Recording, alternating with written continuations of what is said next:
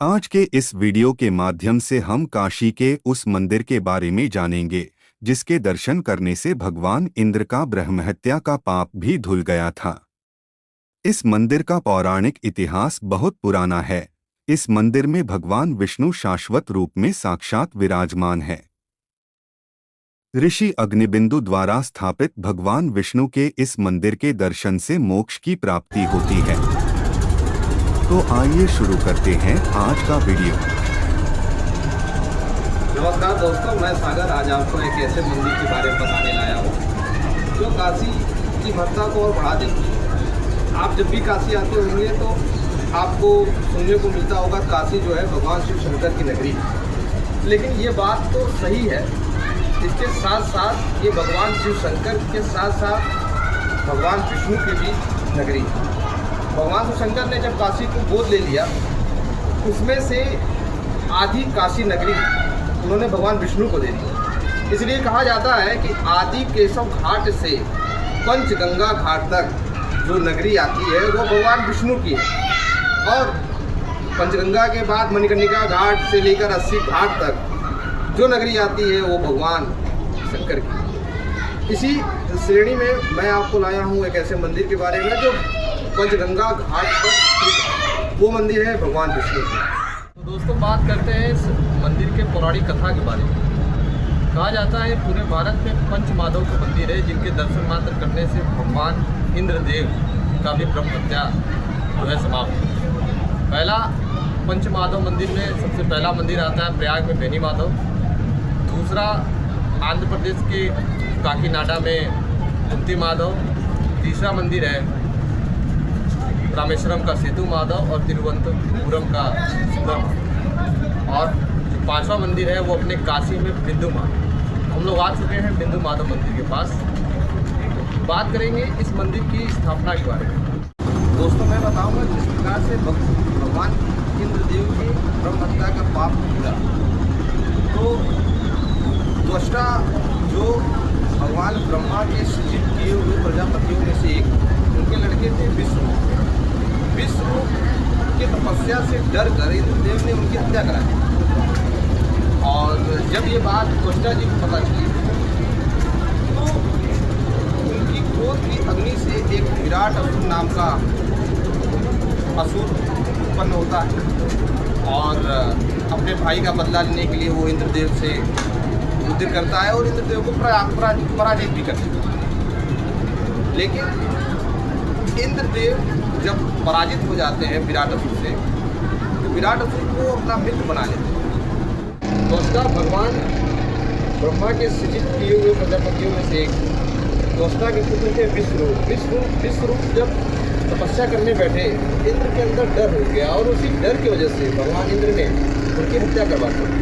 जब उनके पिता त्वष्टा को ये बात पता चली तो उनके क्रोध की अग्नि से उत्पन्न हुए विराट असुर, और विराट असुर ने अपने भाई का बदला लेने के लिए इंद्रदेव को पराजित कर दिया। इंद्रदेव जब पराजित होने के बाद कपट से उनको अपना मित्र बना लिए, और मित्र बनाने के बाद उन्होंने विराट असुर का भी हत्या करवा दी। देव इंद्र ने पहले विश्वरूप का हत्या करा, विराट असुर का हत्या करा। इस कारण उनके ऊपर ब्रह्म हत्या का दोष लग गया। इस ब्रह्म हत्या के दोष को उतारने के लिए उन्होंने पंच माधव मंदिर का दर्शन किया, तब जाकर इनका ब्रह्म हत्या वो इनके ब्रह्म हत्या से मुक्ति हो पाई। तो इन पंच माधवों में जैसे मैंने पहले ही बताया कि पहला मंदिर प्रयाग में बेनी माधव है, दूसरा मंदिर आंध्र प्रदेश काकीनाडा में कुंती माधव है, और उसके बाद जो है रामेश्वरम में सेतु माधव, तिरुवनंतपुरम में सुंदर माधव, और काशी में है बिंदु माधव। तो आइए चलते हैं हम लोग बिंदु माधव मंदिर की तरफ। ये रहा पंचगंगा घाट, और पंचगंगा घाट की सीढ़ियों से जब आते हैं, एकदम सीढ़ियाँ खड़ी चढ़ाई हैं। खड़ी चढ़ाइयों से जब सीढ़ियों से आप चढ़ेंगे तो चलने पे आप चलेंगे आप बिंदु माधव।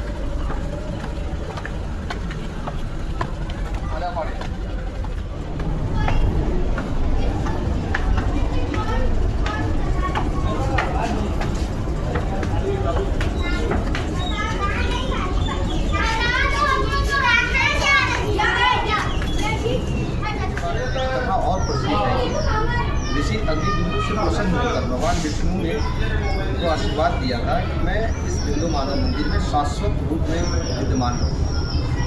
तो दोस्तों आइए चलते हैं इस मंदिर का हम लोग भी दर्शन करते हैं। हालांकि आज हम लोग लेट आए हैं, मंदिर 1 बजे बंद हो जाती है, लेकिन फिर भी मैं कोशिश करूँगा अपने इस वीडियो के माध्यम से जितना हो सके झांकी के द्वारा अगर कुछ दर्शन हो जाए तो मैं ज़रूर इस वीडियो के माध्यम से कराऊँगा। आप लोग भी घर बैठे बैठे इस मंदिर का दर्शन करिए और अपने पाप से मुक्ति पाइए। आइए पाइए। नेपाल में मुक्तिनाथ में गंडकी नदी के किनारे अग्निबिंदु ऋषि नामक ऋषि थे, जो भगवान विष्णु के तपस्या और उपासना में लीन थे।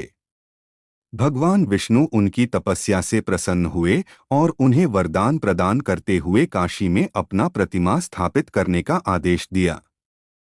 उन्होंने यह भी निर्देश दिया कि अग्निबिंदु ऋषि द्वारा प्रतिमा की स्थापना की जाए और ऋषि के नाम के आधे भाग बिंदु और भगवान के नाम के आधे भाग माधव से नाम लिया जाए।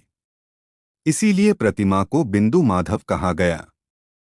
भगवान विष्णु कहते हैं, जो भक्त बिंदु तीर्थ में स्नान करता है और बिंदु माधव के रूप में मेरी पूजा करता है, उसे मोक्ष प्राप्त होता है। भगवान विष्णु ने यह भी कहा कि सतयुग में उन्हें आदि माधव कहा जाता था, त्रेता युग में उनकी पूजा आनंद माधव के रूप में की जानी चाहिए, द्वापर युग में वे श्री माधव के रूप में प्रकट होते हैं और कलयुग में उन्हें बिंदु माधव के नाम से जाना जाता है। अलौकिक भगवान बिंदु माधव की प्रतिमा इसी मंदिर के अंदर रखी हुई है, लेकिन मंदिर अपने समयानुसार बंद होने के कारण दर्शन कर पाना मुश्किल है।